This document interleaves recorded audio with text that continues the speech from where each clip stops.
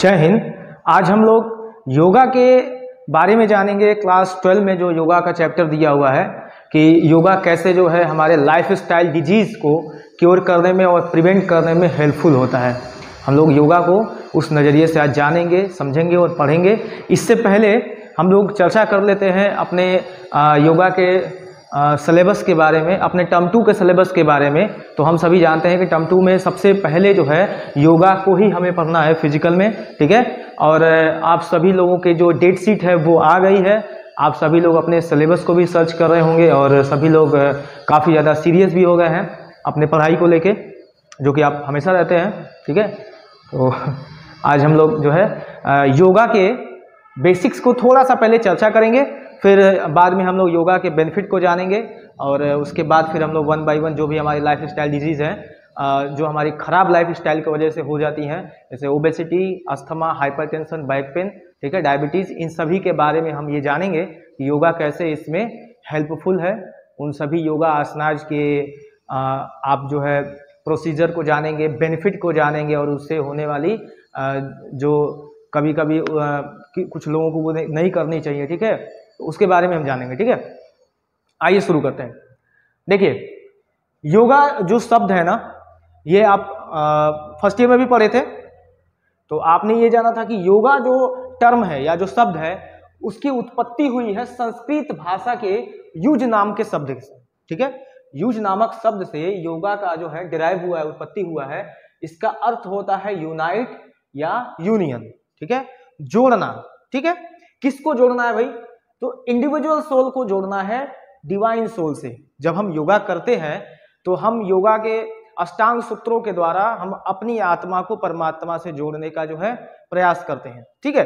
आइए देखते हैं, फिर से देखते हैं। योगा जो शब्द है या जो टर्म है वो डिराइव हुआ है संस्कृत भाषा के युज नामक शब्द से, जिसका अर्थ होता है यूनाइट और यूनियन, ठीक है। यूनाइट और यूनियन किसका भाई? तो इंडिविजुअल सोल यानी आपकी आत्मा और डिवाइन सोल अर्थात परमात्मा से, ठीक है। इसके बाद हम लोग चर्चा करेंगे आसन क्या होता है, आसन, ठीक है।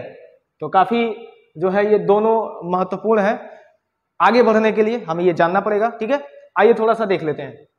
आसन महर्षि पतंजलि के अकॉर्डिंग जो है आसन की क्या परिभाषा दी गई है, इसको हम लोग समझ लेते हैं, ठीक है। महर्षि पतंजलि ने कहा था स्थिरम सुखम आसनम। तो जैसा कि ये संस्कृत भाषा का एक लाइन है, इसको हम लोग समझ लेते हैं, ठीक है, अपने अंग्रेजी लैंग्वेज में समझ लेते हैं। आसन को कैसे डिफाइन करा गया है? That position which is comfortable and steady. वह पोजीशन, अवस्था, विच इज कंफर्टेबल, जो कि आरामदायक है, एंड स्टेडी अर्थात स्थिर है। वह पोजीशन, पोस्चर जो हमें काफी ज्यादा आरामदायक होता है और हमें स्थिर रखता है, उसी को महर्षि पतंजलि ने योगा का आसन का जो है नाम दिया है, ठीक है। तो इनके अकॉर्डिंग तो आसनाज को ऐसे डिफाइन करा गया है। अब हम लोग देखते हैं ब्रह्मणोपनिषद में योगा को किस तरीके से परिभाषित करा गया है, ठीक है।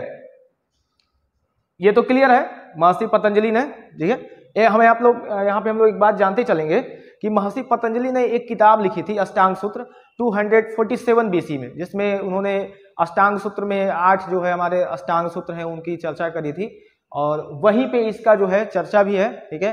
फर्स्ट ईयर में ये चीजें हम लोग पढ़े हैं, सेकेंड ईयर में आगे बढ़ने से पहले इसको थोड़ा सा जानना पड़ेगा, ठीक है। इसीलिए मैं आपको इसको पहले बता रहा हूँ और इसके आगे हम जब जो है जानेंगे कैसे हमारा पहला जो ओबेसिटी है, लाइफ स्टाइल डिजीज, उसमें योगा कैसे हेल्पफुल है, ठीक है। तो इसी प्रकार ब्रह्मणोपनिषद में किस प्रकार से आसन को परिभाषित करा गया है ये भी हम लोग जान लेते हैं। तो ब्रह्मणोपनिषद में लिखा गया है to sit in a comfortable position और posture for everlasting period is called asanas, ठीक है। आसन को कहा गया है कि जब हम किसी कंफर्टेबल पोजीशन में या अवस्था में बैठते हैं एवरलास्टिंग पीरियड के लिए, देर तक के लिए, जिसमें हमें थकान नहीं होती है, कम एनर्जी रिड्यूस होती है, शरीर में किसी प्रकार का दर्द नहीं होता है, अकड़न नहीं होती है, तो उसी को हम लोग क्या कहेंगे? आसन कहेंगे, ठीक है। काफी आसान है, पतंजलि जी ने बहुत अच्छे से समझाया है और ब्रह्मणोपनिषद में भी इसको बहुत ही आसानी से, बहुत ही सरल भाषा में परिभाषित किया गया है, ठीक है। ये तो खैर आप लोगों ने फर्स्ट ईयर में भी बहुत अच्छे से जाना था, पढ़ा था, थोड़ी सी चीजें भूल जाती हैं, ठीक है। तो उसको थोड़ा सा रिफ्रेश कर लेते हैं यहाँ पे। इसके बाद हम लोग देखते हैं कि योगा के या फिर आसनास के क्या बेनिफिट्स हैं, फिर हम लोग आगे बढ़ते हैं। ठीक है, आइए बात करते हैं योगा के बेनिफिट के बारे में। सबसे पहले हम देखते हैं कि bones and joints become strong.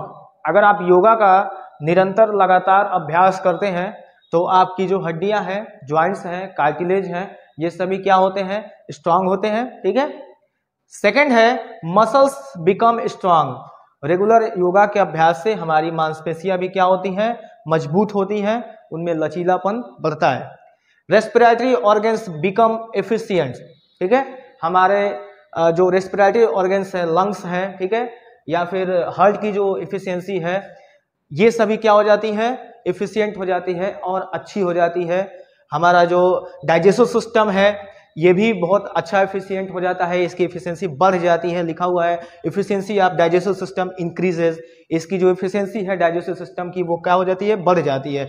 Immune system is strengthen. हमारा जो इम्यून सिस्टम है वो भी क्या हो जाता है, मजबूत हो जाता है। ठीक है, नेक्स्ट दिया हुआ है ब्लड सर्कुलेशन बिकम्स नॉर्मल। आप जानते हैं कि जो हमारी लाइफ स्टाइल डिजीज है जिसमें से एक हाइपरटेंशन है, उसमें यही क्या हो जाता है, ब्लड सर्कुलेशन यही क्या हो जाता है, एक्सट्रीम लेवल पे बढ़ जाता है। ठीक है, हाई हो जाता है, तो उसी को ये क्या करता है, नॉर्मल करता है। ये सभी जो योगा के आसन हैं या फिर जो योगा के क्रियाएं हैं, ये सभी हमें जो हमारी लाइफ स्टाइल डिजीज, जो हमारे खराब लाइफ स्टाइल की वजह से होती है, मैं बार बार आपको बताता हूं कि हमारी जो खराब लाइफ स्टाइल है, ये सारी की सारी बीमारियों का जड़ जो है यही है। शुरुआत यहीं से करनी होगी और लाइफ स्टाइल डिजीज को अगर ठीक करना है तो योगा को अपने रूटीन में शामिल करना ही पड़ेगा। ठीक है, क्योंकि यही एक ऐसा तरीका है जिससे हम नेचर के करीब रह के बिना दवाओं के सेवन के अपने शरीर को स्वस्थ रख सकते हैं। बाकी आप सभी जो है इसके बारे में किताबों में भी पढ़े हैं। ठीक है, और भी कुछ पॉइंट्स हैं इससे रिलेटेड, आपको मैं 1 बाय 1 जो है इसको बहुत अच्छे से सीक्वेंस में इसका जो है वीडियो डालता रहूँगा, ताकि आपको टर्म 2 को लेके कोई भी कंफ्यूजन ना हो।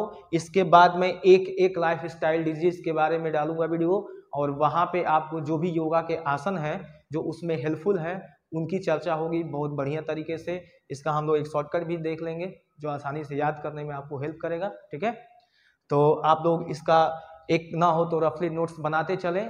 मैं आप लोगों को सजेस्ट करूंगा अपने सिलेबस को लेके एकदम अवेयर रहें, पढ़ाई एकदम उसी के अकॉर्डिंग करें। ठीक है, ओके, जय हिंद।